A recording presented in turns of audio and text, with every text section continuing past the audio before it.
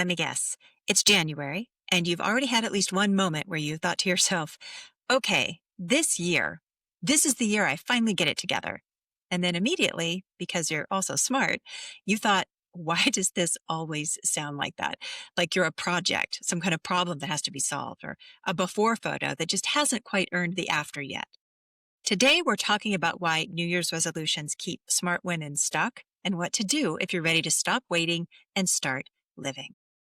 Welcome to How to Lose the Weight. I'm Holly Toscanini, and this show is for women in midlife who are done putting their lives on hold.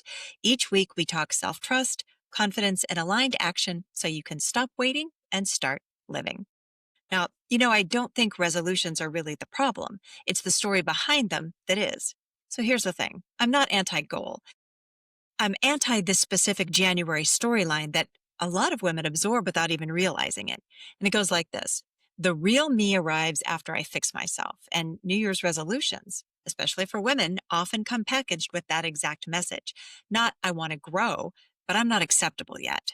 And if you're listening to this and you're a high functioning woman, smart, accomplished, capable, you're especially vulnerable to this because you're used to fixing things. You see a problem, you create a plan, you execute. That skill has served you everywhere. But when you turn that skill on yourself in January, it often becomes less like leadership and more like self-management. And self-management feels like policing your choices, micromanaging your body, measuring your worth by your performance, and starting the year feeling like you're already behind. So resolutions aren't bad, but the meaning behind them can quietly keep you stuck in waiting mode. Because if your goal comes from this belief that you're not enough yet, you will treat your life like it hasn't started yet. Now, you might be asking yourself why smart women get trapped in this waiting mode. And let's name it for what it really looks like, shall we? Because it's not lying on the couch doing nothing. Waiting mode is research mode, planning mode. I'll start when mode. I need more information first. Let me get my energy back and then fill in the blank. Once I lose the weight, get the relationship, have more time. See, waiting mode isn't laziness. It's actually a strategy to avoid discomfort. Because if you start, you might fail. If you start, people might notice. And if you start, you might have to disappoint someone. If you start, you might have to admit what you actually want. And midlife brings a special twist to all of this because a lot of women reach their 40s, 50s, or 60s and realize I have been responsible for everybody else's comfort and I don't actually know what I want anymore. So we try to fix it with a resolution, a clean slate, a dramatic vow. But most resolutions fail because they're trying to solve a trust problem with a control strategy. And you don't build self-trust by controlling yourself harder. You build self-trust by listening to yourself sooner. Now, there are two specific types of January energy.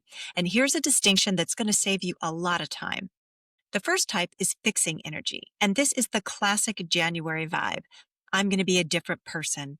Fixing energy sounds like I have to get disciplined. I need to be better. I finally have to commit. No excuses. Fixing energy is fueled by shame and panic, and it's all dressed up like motivation. The next type is leadership energy. Now, this is the energy I want you to borrow because leadership energy sounds like what's true for me right now. What do I actually need?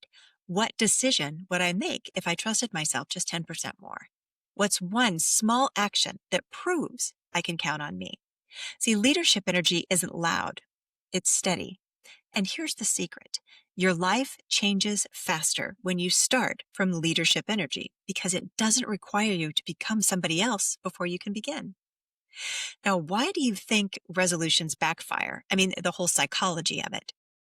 Well, one, they're too often really vague or too extreme, like get healthy, lose weight, be more confident. Or the other extreme, no sugar, 5 workouts a week, journal daily, meditate, become a serene goddess who never reacts to anything. Sure, totally reasonable. When goals are vague, your brain doesn't know what to do. When they're extreme, your nervous system kind of rebels. Plus, they rely on future self fantasy. See, resolutions are often built on this idea that future you is going to have more motivation or time or confidence and less fear, and maybe even a completely different brain. But future you is still you with the same history, patterns, triggers, and needs. Finally, they make success conditional. And this is a sneaky one. See, a lot of January goals are really saying, I'll feel good when I've earned it. And that keeps you stuck because your life becomes a series of prerequisites. Like, I'll travel when I lose weight. I'll date when I feel more confident. I'll start the business when I'm sure. I'll wear the sleeveless blouse when my arms look better. I'll speak up when I'm not afraid. See, that's waiting mode, and it's exhausting. So, what can we do instead? Well, I'm going to recommend the Unwaiting January Reset. So, if we're not doing resolutions the same old way, what can we do instead? Well, I'm going to suggest you replace resolution with the word standard. A resolution is usually about a result, right? But a standard is about a decision you make. Now, here are 3 standards that you could try this January. Number 1, I will not delay my life to earn my worth. So pick one area where you've been waiting for permission or confidence or a certain number on the scale and just interrupt it. And not with a huge leap, but with a single choice. For example, I'm going to the event even if I feel awkward. I'm wearing the jeans. I'm signing up for the class. I'm asking for what I need. I'm taking up space without apologizing. Number 2, I will make one self-trusting decision a day. Not 10, not 50, one. Because self-trust isn't built through dramatic reinvention. It's built through repetition. A self-trusting decision could be saying no without a novel-length explanation, or resting before you hit the wall, or eating in a way that feels calm and supportive, or moving your body gently because you respect it, or even asking yourself, what do I need? And then answering honestly. Number 3, I will choose momentum over perfection. Perfection keeps you waiting. Momentum keeps you moving. So your only job is to make it smaller, make it truer, and then do it. And if you want a single question to guide you all month, use this. What would I do if I trusted myself 10% more? That question will change your whole year. Now, if resolutions have made you feel like you can't trust yourself, I want you to hear this. There's nothing the matter with you. You're not lazy and you're not failing at life or self-improvement. You've been trying to solve a self-trust problem with a self-control strategy. And that approach is exhausting, especially in midlife when your body and your life are asking for a different relationship with yourself.